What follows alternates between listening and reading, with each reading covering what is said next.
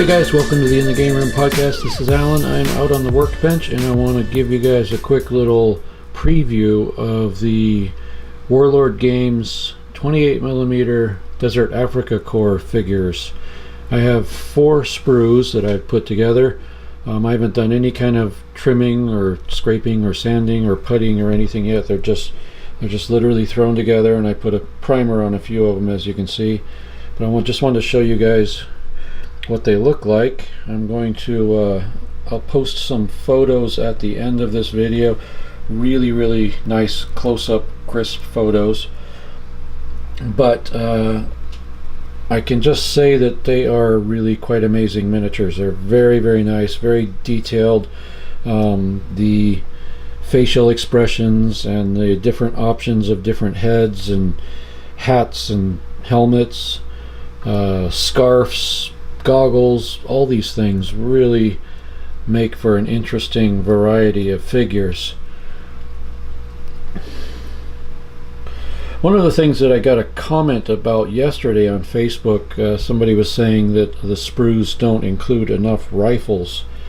I'm not sure if I agree with that or not. I mean, I haven't started putting together a list, to see, how many guys have to have rifles and how many guys can have SMGs and things like that.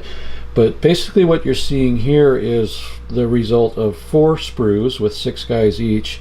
And the numbers I was able to come up with were 13 guys with rifles, these guys right here, 7 guys with SMGs, and then I did 2 machine guns, 1 of these little light mortar, and 1 of the anti-tank gun. So I think I got a pretty good mix. Probably, I guess, in a perfect world there'd be a few less submachine guns and maybe a couple of more rifles, but I don't think it's terribly out of balance. So I'm not sure. Maybe you guys can chime in and tell me what you think. Not having the Western Desert campaign book yet and not being able to see the what do you call it, the selectors. I'm not sure how many of what you're supposed to have or can have, so I'm not sure how out of balance these are, if they are at all. I have no idea. But just from what I'm seeing here, 13 guys with rifles and 7 guys with SMGs, that doesn't sound too bad. We will see. But just want to give you guys a quick little look here. Once I get them all sort of puttied up, which they don't need much, but there's a couple little shoulder areas where it's probably my fault screwing up on my assembly. Once I get that done, I get them all primered and maybe even shot with the base coat, I'll take some more pictures and do another video. But just as a sort of first impression, putting these guys together, these are the best Warlord miniatures I've put together yet.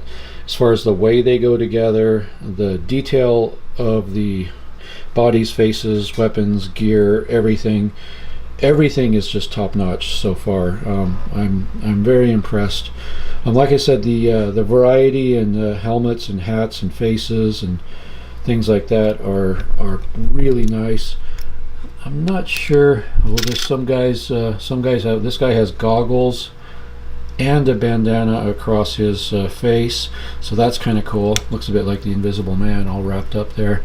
So it's just a lot of different variations can be done with.